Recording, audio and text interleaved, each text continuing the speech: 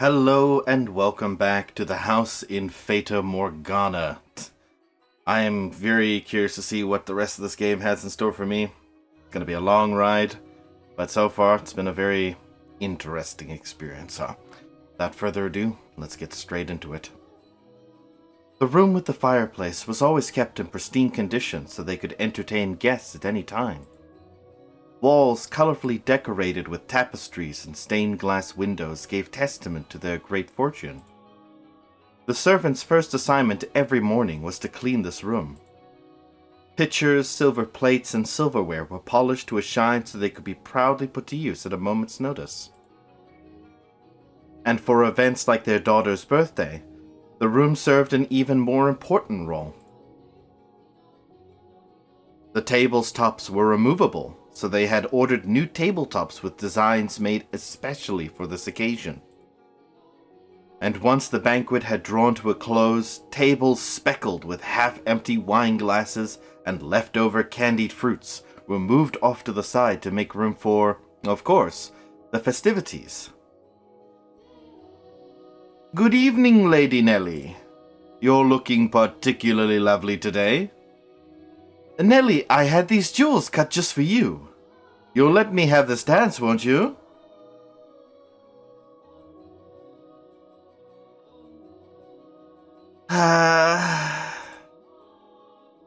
What's the matter, Nellie? You look exhausted. These are pretty good. Want one? I know you like sweets. They're apples candied in rock sugar, I think. You disappoint me, dearest Mel. Eh?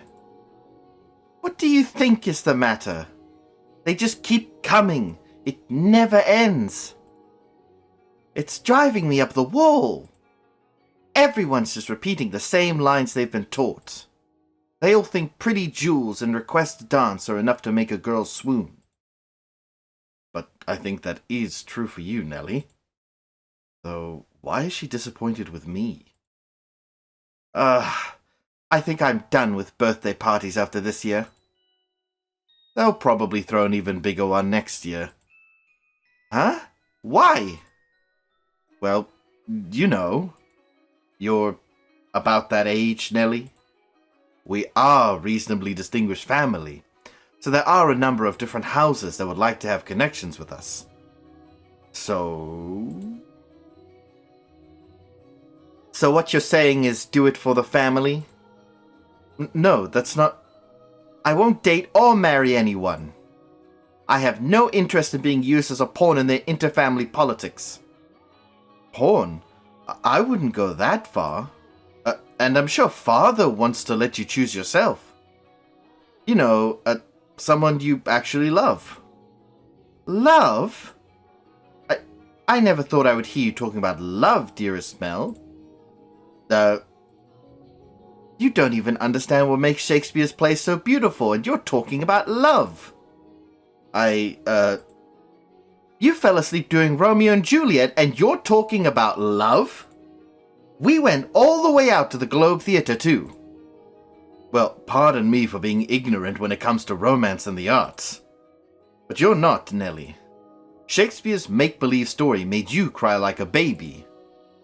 Anyone would cry at that. You'd have to be crazy to sleep through it. That's not what I'm saying. Someone as emotionally vibrant as you, Nellie, would have no problem finding love. Ah, dearest Mel, we should dance. Lady Nellie, could I have this... Let's dance, dearest Mel. What?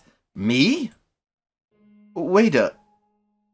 Come on, I really like this song. Quit pulling on me, Nellie. What's the point of us dancing? We're siblings.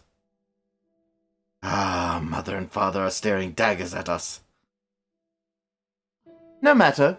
What day is it today, dearest Mel? Your birthday. Exactly, so I can do what I want. Now, attend to your princess as a proper prince should. Oh, jeez. How did I get myself into this? Nellie's skirt fluttered along with her as she stepped in time to the music. She was not only a skilled singer, but a skilled dancer as well. Mel, on the other hand, fumbled over his own feet trying to keep up. One would be hard-pressed to describe his dance abilities as good, even as flattery. Though boys of his pedigree were taught to dance as part of their etiquette lessons, he found himself more being dragged around by his sister. He could hardly be said to be attending to her. This is humiliating. Because his parents had been hands-off in raising him, largely giving him free rein to study and learn what he pleased, Mel looked like the tangled-up marionette.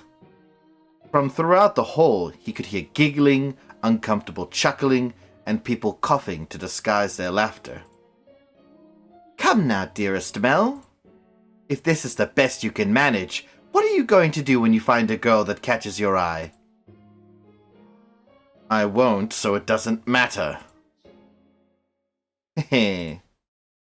Follow my lead, Mel. 1, 2, 3. 1, 2, 3.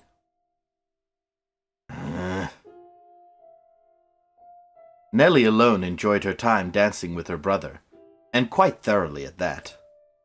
It did not matter to her that he moved awkwardly or that the guests were giving them cold stares. It was their parents who first cracked under the pressure. Just as their father was about to give an exaggerated cough and stop the music, a ruckus suddenly swelled up near the entrance. What could that be? Who knows? Whatever's going on, I've been spared. The music came to a stop, and the party guests began bustling. The siblings' father spoke up sternly above the noise in order to quell the spreading commotion. He ordered the servants to investigate, had the music restarted, gave a short apology for the interruption, and set the party back on course. I went to go check on the entrance with the other servants, as I recall. Oh my, why are you looking at me like that? These are not my memories, but those which dwell within the mansion. Do you think we should be following what happens next from my perspective, then? That is not what confused you. Well, your questions shall be answered in time. In time. Now, let us return to our tale. Though the party had fallen still for a moment, their father's decisive actions restored the guests' festive moods in short order. So it was not by any means the commotion that caused the ball to conclude earlier than planned. Oh dear, I hear thunder. It was rather loud, too. Sounds like we have quite the storm brewing. They lived in a country where the weather was nothing if not unpredictable. Rain was a frequent occurrence there. The stretches of time with clear skies grew longer as summer approached, but the weather was still somewhat unstable on the cusp of the two seasons. They had a strong wind that night as well, which turned the raindrops into little spears on the window. Were the party to continue on any longer, no one would be able to go home. Although their father was quite concerned that Nellie had not got on with any of the aristocrat boys, he decided to cut the festivities short. Thank goodness it ended early. How lucky I am. This must be a blessing for always being such a good girl. I'm not sure having your own birthday party cut short counts as lucky. But it was no fun. I can't help it if I'm not enjoying myself. And for heaven's sake, Arthur was here. I have no interest in dancing with that dunce. Arthur? Who's that again? Someone who was here? Unbelievable. You don't remember anything, do you, dearest Mel? He came over to play a few times when we were little. He's covered in gross freckles, and he's a huge jerk. He said my hair looked like the color of fallen leaves. Fallen leaves! Just thinking about that ugly smirk has me fuming. And yet he acts like nothing happened. He even calls me Lady Nellie, for goodness sake. Are you listening, dearest Mel? I'm listening. I wonder what the ruckus earlier was. You weren't listening, were you? Who cares about that? Sorry, but aren't you curious? It probably wasn't another guest, at least. Maybe a cat sneaked in. You think so? I do. But enough about that. Would you like to play cards in my room, dearest Mel? Seriously? I'm exhausted, though. It's not even that late. Fine. Something feels kind of off. A cat? I want to go check. Come on, hurry up. Hold on. You don't need to drag me, Nellie. My birthday isn't over yet, so you're not done attending to me. Oh, Nellie.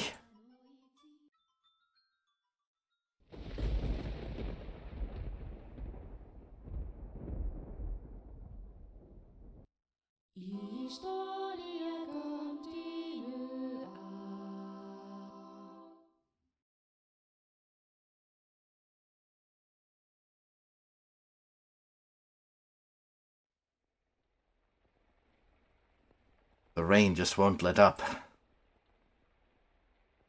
Can't sleep. I wonder what the commotion earlier was about. Ah, for goodness sake. It's all the storm's fault. That's why I can't sleep. I'm just fretting over nothing. I'm sure Nellie was right. It was just a cat. Maybe a dog. I can't sleep! I hardly ever have this much trouble falling asleep. What could this feeling be, I wonder? Is it not quite foreboding? Walking around the house at this time of night isn't going to help anything. But I'm not going to fall asleep just lying here.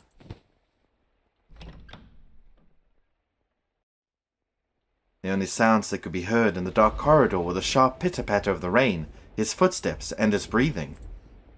Though he was intimately familiar with the layout of the house, that night the hallways felt like an endless labyrinth veiled in shadows. No moonlight shone through the windows, so he naturally found himself moving cautiously, despite being in his own residence. Keeping the palm of his hand pressed up against the chilly wall, he put one foot in front of the other. But to where was he supposed to head? Mel, of course, had no way of answering that question himself. If he had anything, it was his guidance from above, the path to his destination lit by flashes of lightning. Or perhaps there was something else leading him along. Though he progressed with a fair bit of hesitation in his step, Mel was slowly but surely drawing nearer to one room in particular. He made his way through the seemingly endless halls. Past the living room, its fireplace long since cooled. Into another corridor. And then stopped outside an Abigail's bedchamber. The dim glow of a lamp spilled through the cracks in the door. A gust of wind is not necessary to make a flame flicker. A person's movements or vibrations in the air from someone speaking, the slightest of motions can cause the light of a fire to quiver. Shifting subtly, as though nudged by an invisible fingertip. I can see light from inside. Is she still awake? A voice. He seemed to be hesitating. It would not be difficult for him to approach the door and peer inside. But he had reservations about peeping in on another's chambers, even if it was in his own house. Moreover, this room was assigned to a woman. There was a woman behind that door. What would you do, Master, in this situation? Would you succumb to your curiosity and gaze inside? Or would you respect the owner's privacy? I shouldn't be doing this. But the voice... it feels like it's calling to... me? Or someone else? Yes, me, could sense someone watching me at that moment. He had succumbed to his curiosity. He stood on the other side of the door from me, his flaxen eyes open wide, trying to remain as invisible as possible. The wavering in his heart seemed to create faint ripples in the air, which I pretended not to notice. Yes, I knew he was there. I could sense his presence and his wavering emotions. However, I could not begin to speculate as to his true feelings or how great a surprise this was to him. I too am discovering new facets of this tale by viewing it through the eyes of the mansion. But it is not I who is of concern, Master. It is you. You and... I know I shouldn't be doing this. I should be ashamed of myself. But I can't look away. Who is that? Her skin. It's so pale you can practically see through it. Is it that white because she was out in the cold rain? Her hair is white as snow, and her eyes, they're like... How do I describe it? My vocabulary truly lacks for situations like this. They look like... Like blood? No, that's just disturbing. Then wine, perhaps? No, more translucent than that. Gemstones, then? Yes, gemstones. Her eyes are like rubies.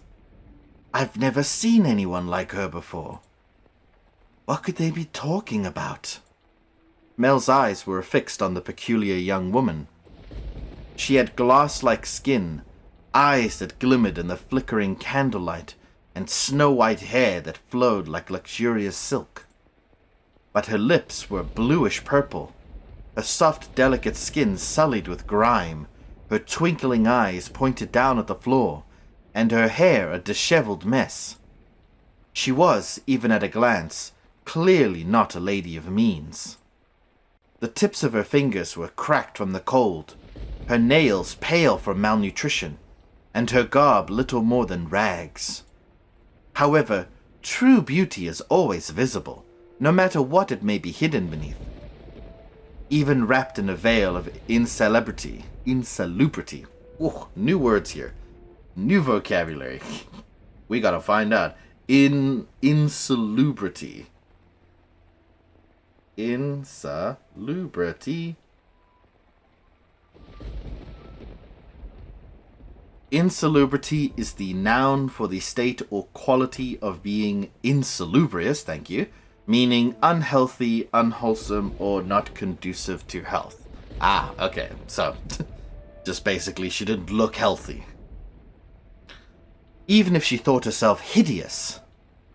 I wonder what happened to her. Mel could no longer avert his gaze from the girl's visage. He had, for the time being, forgotten the shame he felt for peeping.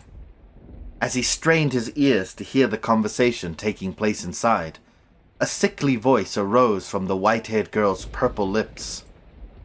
So feeble was the sound that a gentle breeze blowing through the room could carry it away. I apologize for the trouble. Think nothing of it. Give your apologies and thanks to the mistress. Understood. There is something strangely comforting about this house, almost as if I've been here before. If my father were here, I'm sure he would be quite fond of it. I am sorry about your father. There's nothing you could have done, I imagine. When you came to our rescue, he was already... Rescue? Father? Was that perchance what the commotion was about? He stared intently, entranced by the scene unfolding beyond the door. A gaze can often signal one's presence to others more effectively than words. The white-haired girl could likely sense him there as well. She flicked her gem-like eyes upward. That was when the boy finally felt a pang of panic. For a split second, his flaxen eyes met her ruby eyes, causing him to recoil from the door. His heart was pounding like the rain outside. Careful not to make a sound, he took 2 steps away. Did she catch me? I'm not sure. It was only for a moment. She can't have seen me. The boy did not have the courage to peek in on the room a second time, so he cautiously returned to his bedchamber as quietly as he could manage.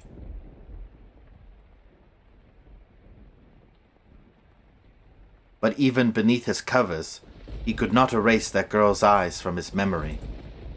Her melancholic red irises, her voice delicate as a glass sculpture, her pale, almost lifeless skin, her pure white hair. Every singular detail kept him from banishing her image from his mind. Nor could he restrain his heavily pounding heart. Who could she be?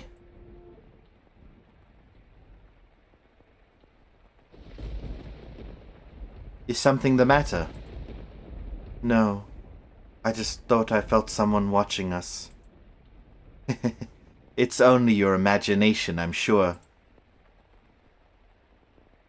If not your imagination, then perhaps some unseen force was watching you. Unseen force? Are you familiar with how people refer to this mansion? Rose Manor? Yes, indeed. It is called Rose Manor because you can smell the sweet fragrance of the rose garden even at a great distance. But that is not what I meant. It is said that a witch resides within the house. A witch? I have not heard any such stories. You probably wouldn't have. It was a very, very long time ago. Nothing you need concern yourself with. You have a peculiar presence about you. Should I consider that a compliment? It's getting late. You should get some rest. A room has already been set aside for you. But first, may I ask you one thing? Yes? I do not believe you have given me your name yet. My name is...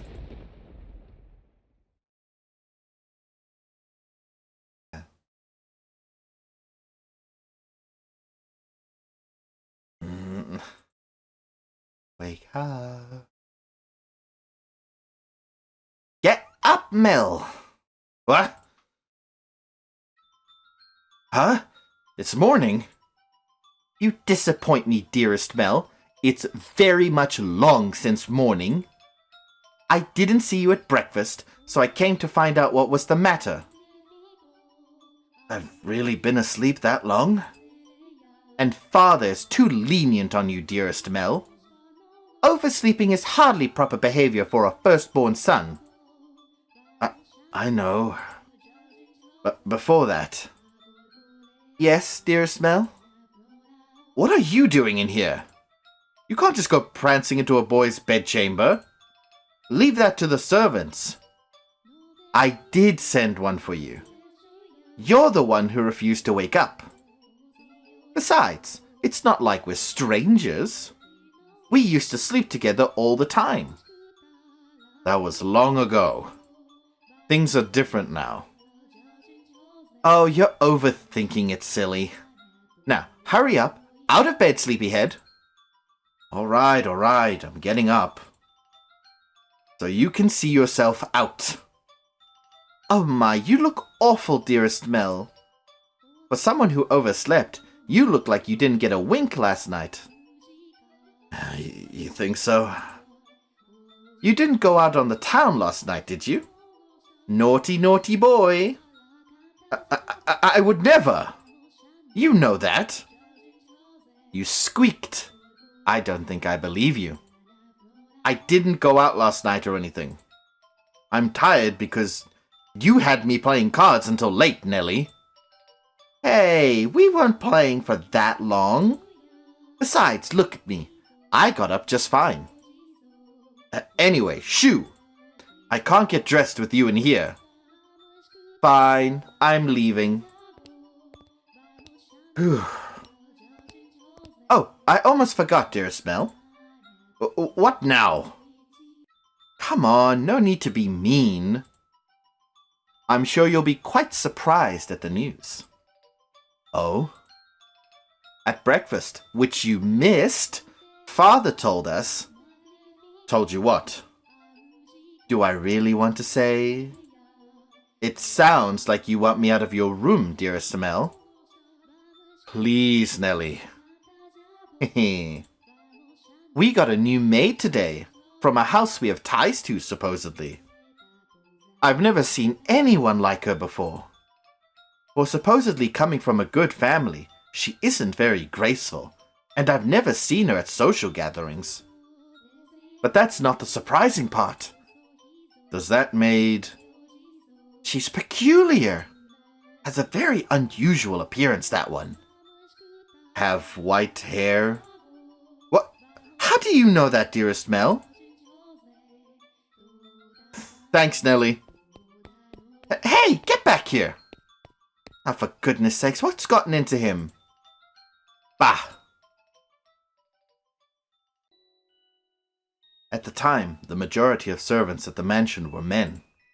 However, the ladies of the house all had abigails, so there were several women servants, myself included. The maids, by and large, were selected from the daughters of other esteemed families. It was, you could say, a sort of training before they entered society. The girls would serve at houses even more powerful than their own. And the white-haired girl Mel saw the night before was one such maid. When he heard this, Mel could not sit still any longer. Oh, I didn't really think this through, did I? I don't even know where she is. I'm guessing she's probably Mother's maid. White hair. It has to be the girl from last night. But deep down, he was having difficulty believing the young woman he had seen the previous night was truly here to be a servant. And can you blame him? When he saw her, she was an absolute mess, hardly what you would envision from a girl of class. But he did not seek her to find out whether that was true. He merely wanted to see her once more, to ascertain whether what he had witnessed the previous night was real or his imagination. And he wanted to have an actual conversation with her. I don't want to run into Mother. That would be awkward. He was heading toward his mother's bedchamber, but the closer he drew, the heavier each step grew. He rounded a corner, debating whether or not to head back, and stopped in his tracks. On occasion, wishes do come true. When Mel turned the corner, he saw her, the same girl, that same white hair. Ah! She appeared to be cleaning the hallway. She traced along the wooden carvings lining the walls, making certain not to miss even a speck of dust. The girl wore a pristine dress, the uniform of the mansion's abigails. There was no longer any filth to obscure her beauty. All that had covered her pure white hair and glass-like skin was no longer. The one thing that had not changed was her listless ruby eyes. "Pardon me." Hearing his footsteps, the young woman raised her head. She caught Mel's gaze and for a brief moment merely blinked at him in silence. "Lord Mel, yes? Your father informed me of you." Did he? I guess I don't need to introduce myself then." I believe she made an attempt to smile, though it was difficult to tell, and she quickly dropped her gaze back to the floor. Flax and Ruby met only for the briefest moment. She seemed to be looking at both someone and no one at all. "Everyone here truly has the most beautiful color of hair. Did you have business with the mistress, Lord Mel? I can let her know if you would like." No, I was looking for you." "For me?" Mel felt as though all the blood in his body had begun to flow backwards. He could not effectively describe the sensation, but in a word, it resembled panic. On his way to find her, Mel had come up with a number of subjects he wanted to talk about, and he generally had little trouble speaking with others. He'd had less experience interacting with women, this was true, but the time he had spent around Nellie had kept him from stumbling too much. Until then. Yes, for you!" "Why would you be looking for me, Lord Mel?" I was wondering how you were doing." "Pardon? I'm quite fine. Good! That's great to hear. You fool, Mel. What are you even saying? You have more important things to ask, like where she came from. Or to tell her she has pretty hair and eyes. But I don't want to trouble her too much. Lord Mel? Yes? Sorry, you just suddenly fell silent. Was I, in your way? In my way? No, not at all. What are you up to? I'm cleaning. Well, yeah, I didn't even need to ask. Ah, you're cleaning!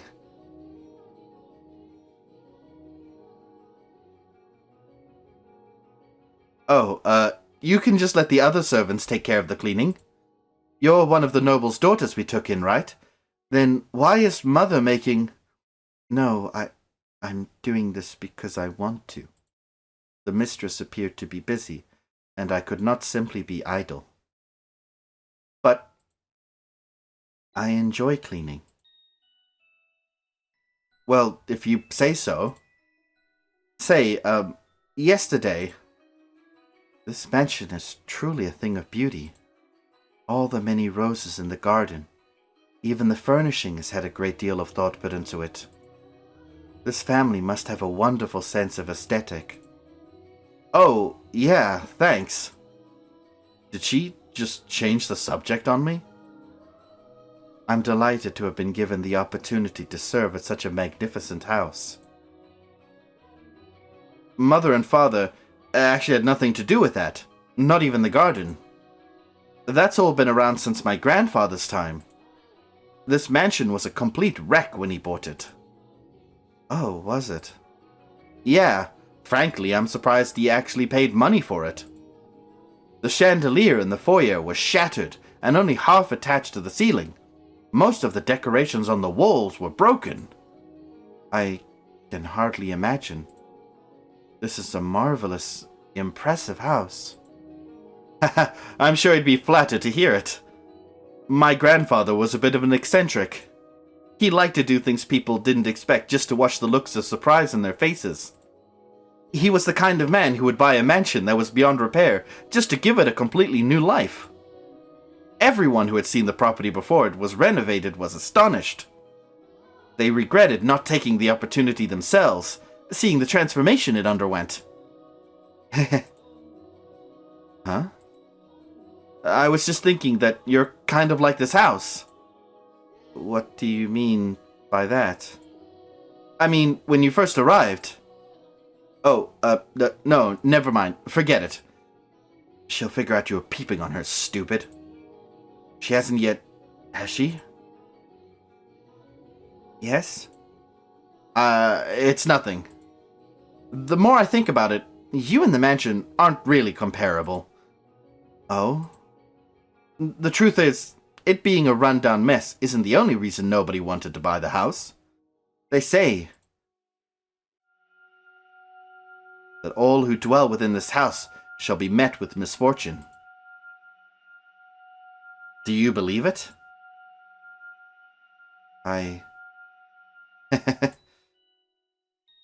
I'm just kidding. It's not actually true. It's all rumors and hearsay, embellished to make their tale more exciting. The rumors only started because of how it used to look.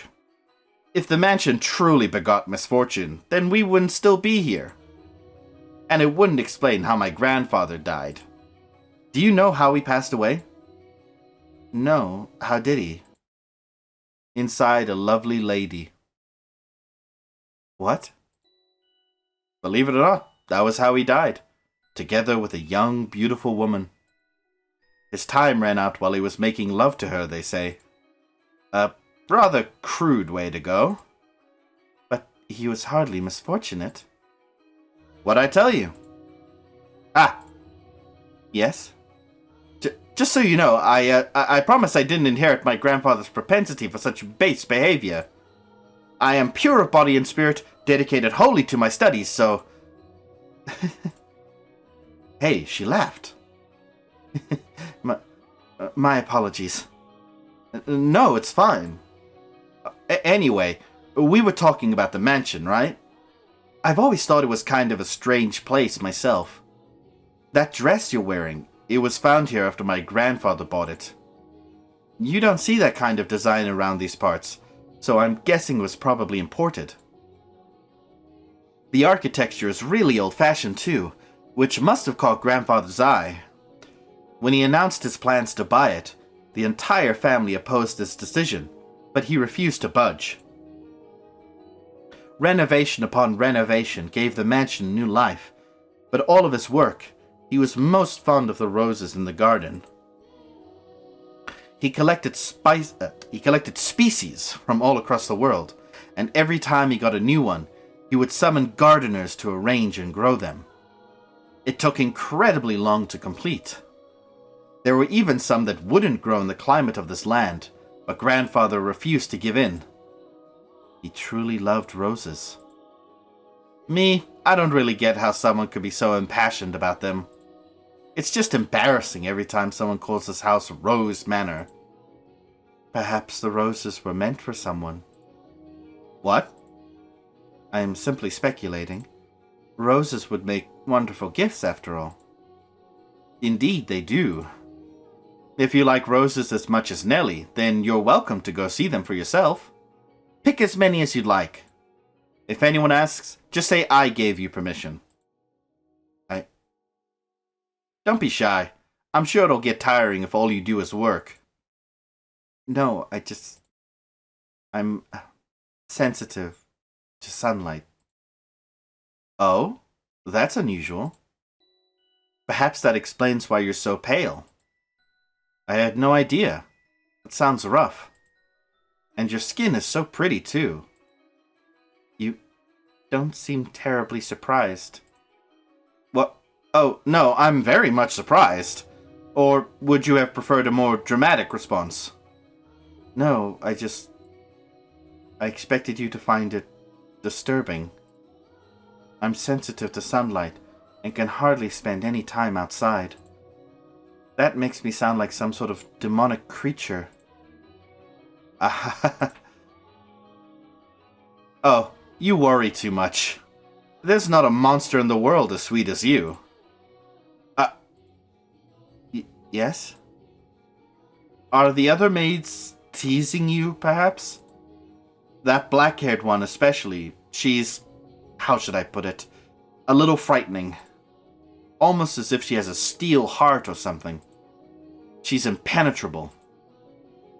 Right, she's one of Mother's maids too, isn't she? Now I'm even more worried. Since you refuse to follow my instructions, you are henceforth hellspawn.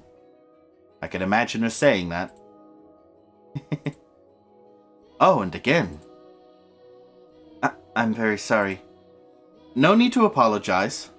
In fact, I wish you'd laugh more. She's actually very kind to me, and everything she does with incredible precision and efficiency. She looks so young, and yet she has such skill. How long has she been here, in the mansion? Actually, she's been here for quite some time, but I don't know exactly how long. No one knows how old she is. It's kinda creepy. I have never once considered her such. Sorry, you're right. It's bad manners to speak ill of others. Either way, she still scares me. It's like there's no light in her eyes, or like her smiles are all faked. That doesn't make her any less pretty, though. Ah, the conversation died. I had to think of something else to talk about.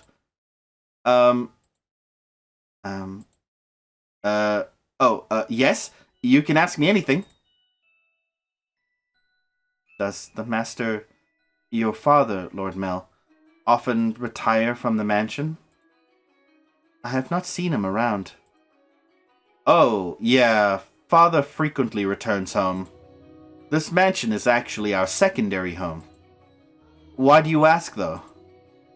I was just curious, nothing more. Oh?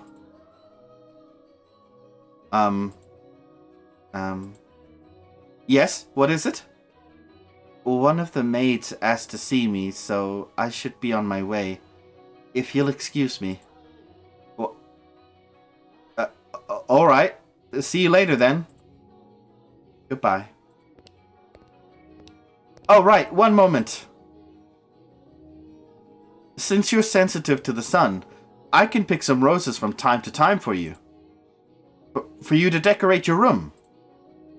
Lord Mel. That's all. Sorry for holding you up. Why am I so bad at this? She definitely thinks I'm obnoxious. I want to hide under a rock. I want to reverse time and try this over again.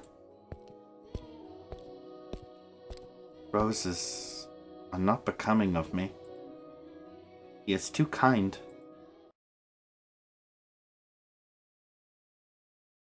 Oh.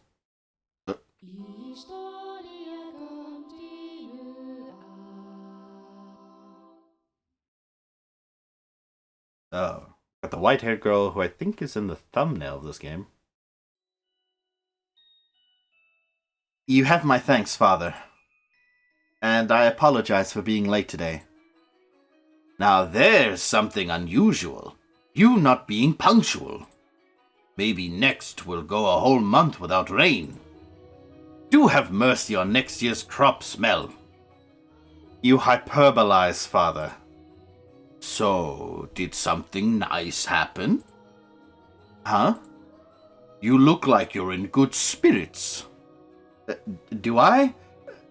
No, nothing. Something did happen, didn't it? It's all over my face, isn't it? People prefer an open book to a face of stone. So it is. People may prefer it, but it's not a good trait to have for social engagements. What? Not the kind of engagements you'll be having anyway. I'm sorry, don't look so dejected. For now, at least there's nothing to worry about. There's nothing wrong with that. So, tell me, what has you in such a joyous mood, Mel? You torment me so, Father. We've taken on another maid. You know how that goes, right? Someone new comes and things get lively for a while. All the excitement has gotten to me, that's all. Oh ho ho! Why are you looking at me like that? No reason, no reason. So, what family does the little lady come from? Oh, I don't actually know. You don't know? I was going to ask her, but I missed my chance. Father has returned home, and I can't speak to Mother. I see. She's caught your eye, has she? Yeah, she has. But the truth is, you're more than just interested in her, are you not?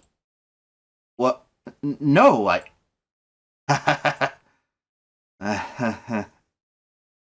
You truly do enjoy tormenting me. Well, I should be getting home now. Mel. Yes? Make certain you find out where she's from. If you're genuinely interested in her, it's your responsibility to determine if she's actually suitable for you. Thank you, and excuse me.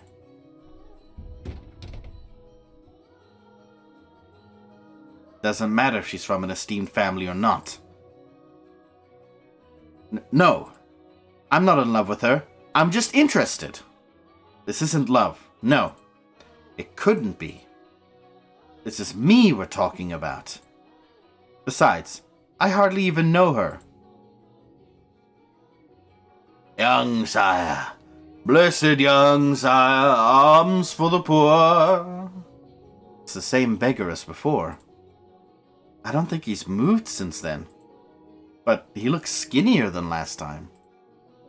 He's going to have trouble making it through the summer. I should give him something while I still have the chance. Alms for the poor, have mercy. Sorry, but this is all I have to give you. Ah, thank you very much. Blessings upon you. May the Lord bless your soul, young sire. Thanks. I feel bad for him, but that's just the way of the world. Farewell. The skies are really clear. The sun shone fiercely down on the town that day. As was characteristic of the area, cloudy days and rain were frequent during the season, but the sun almost always took the stage the day after a storm.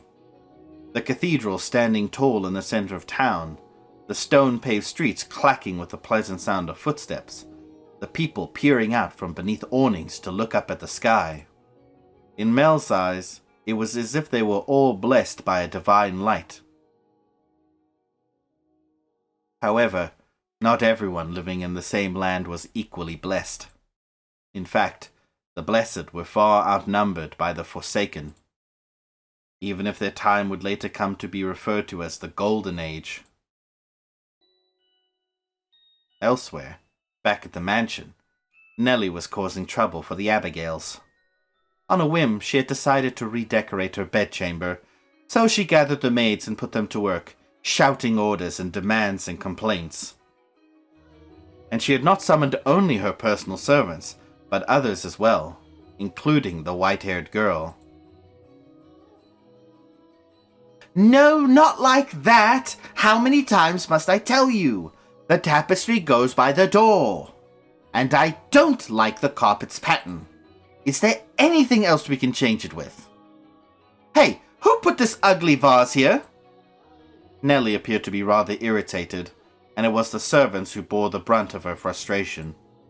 Though, if they found this similarly vexing, none of them showed it. She was a girl who spoke her mind, a trait particular to that time in history. Women of the Golden Age were so vivacious, in fact, that it inspired parody and satire in foreign countries.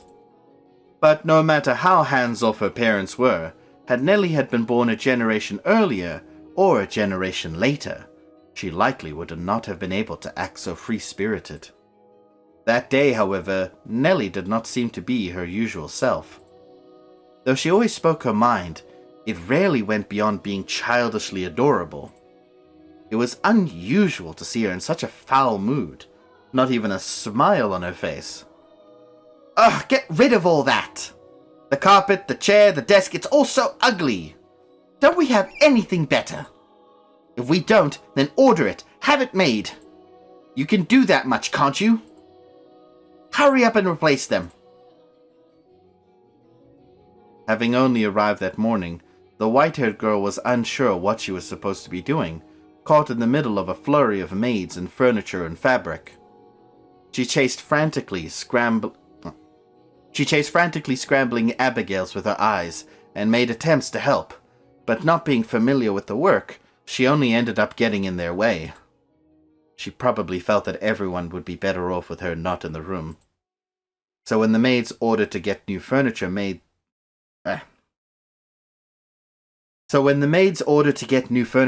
their way out of Nellie's room, she attempted to follow them. You hold on a second.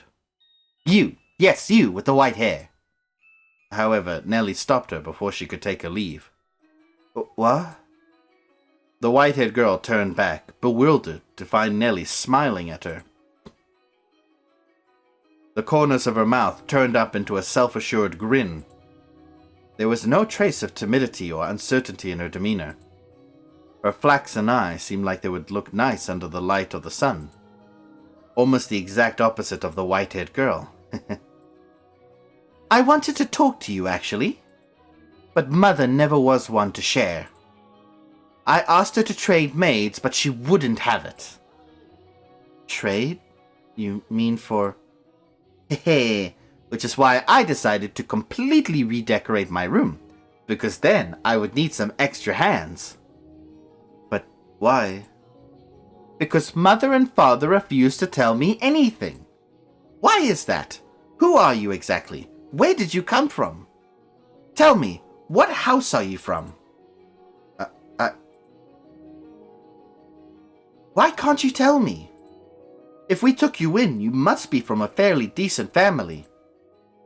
As a member of the Rhodes family, I have a right to know. Do I not?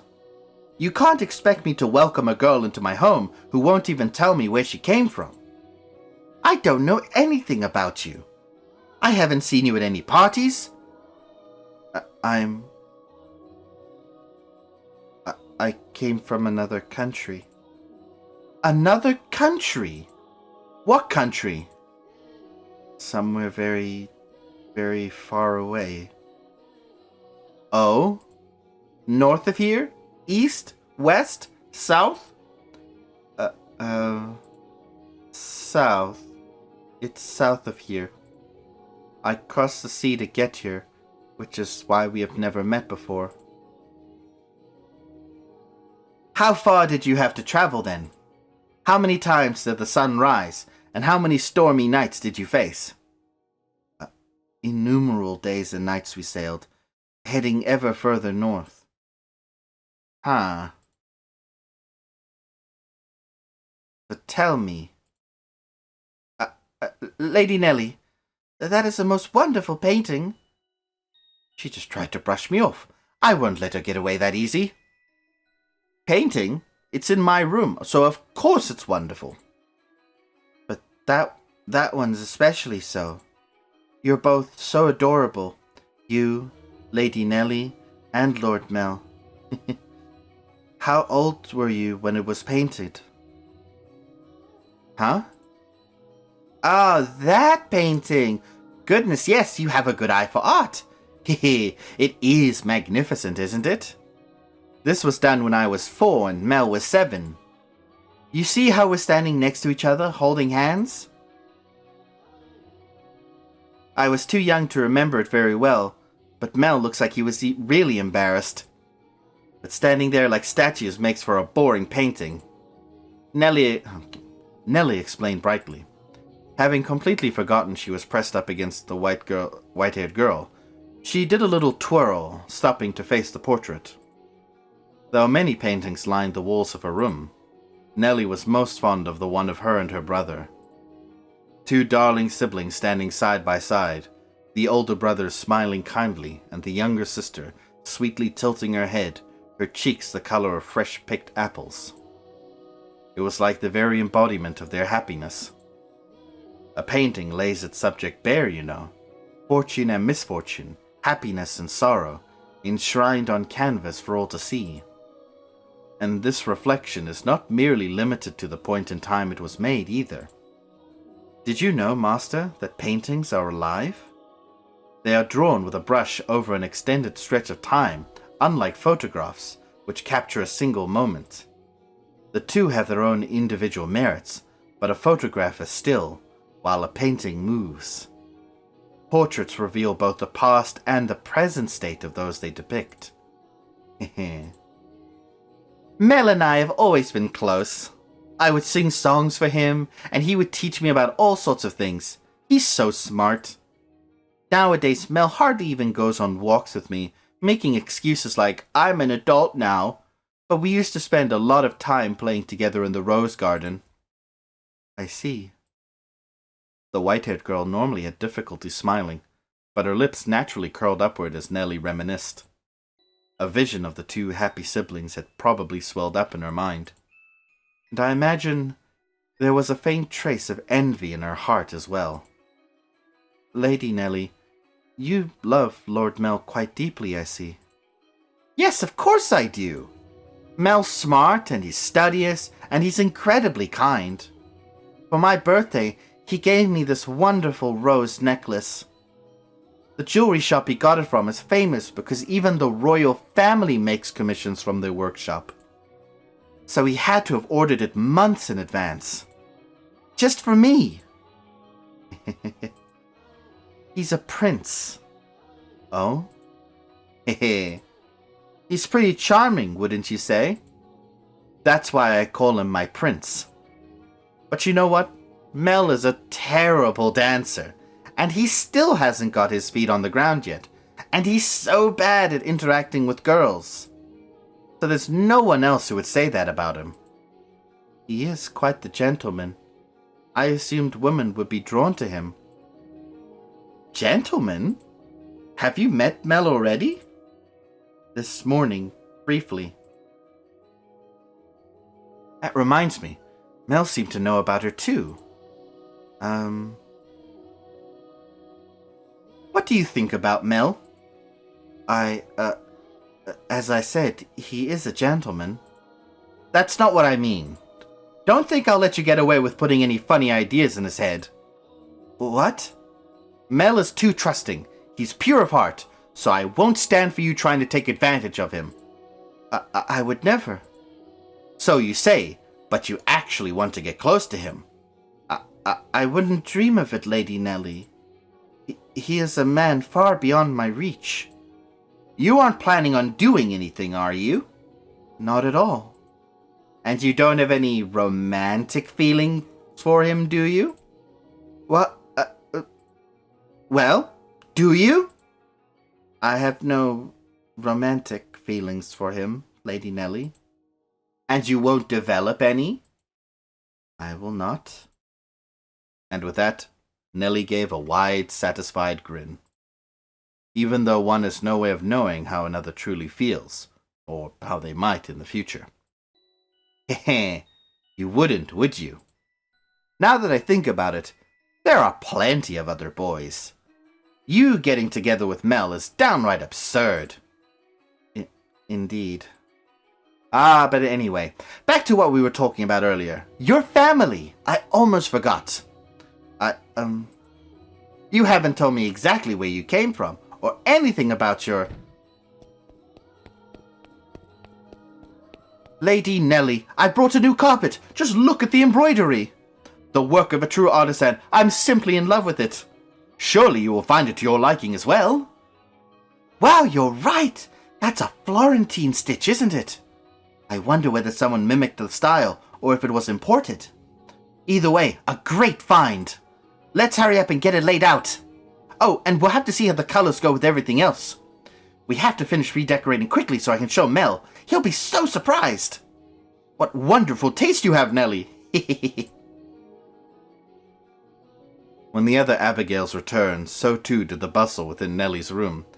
As the white-haired girl watched, a faint smile crossed her lips. Perhaps it was from relief at having escaped Nellie's inquisition. Or perhaps...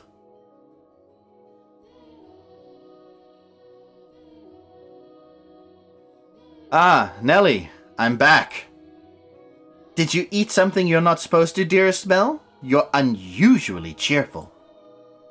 I'm the same as always. Anyway. Never mind that, dearest Mel. Take a look at my room. I redecorated today. So that's what you've been doing hiding away in the house all day, Nellie? How is that any different from what you were doing? You were in the church all day. I guess. I will look at your room, I promise. But first, do you know where the new maid is? Now, don't get any strange ideas. I just haven't yet had the chance to introduce myself, and I thought I should, as a member of the family. Except you have, and I know it.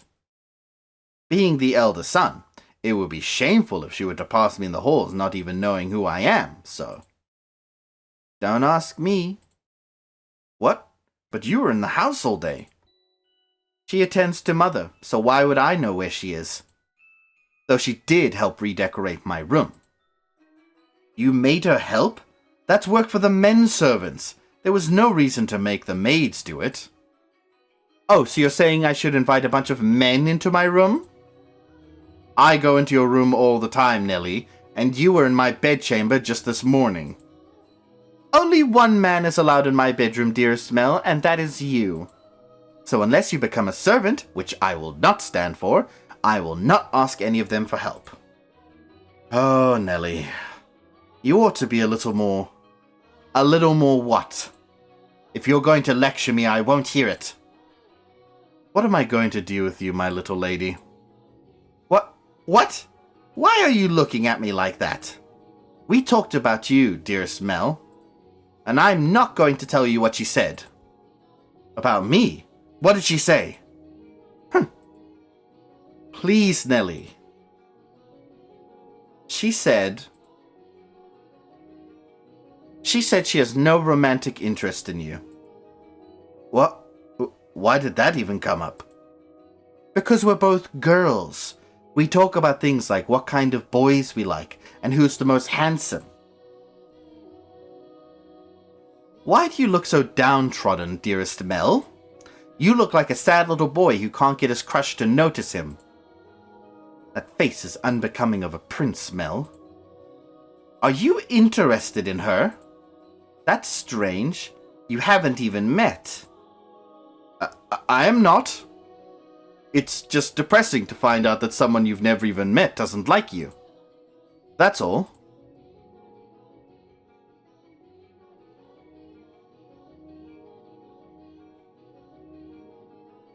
I'm going to make my move. I must do so soon. I don't have much time. The master of the house isn't around, so next in line would be him. The painting.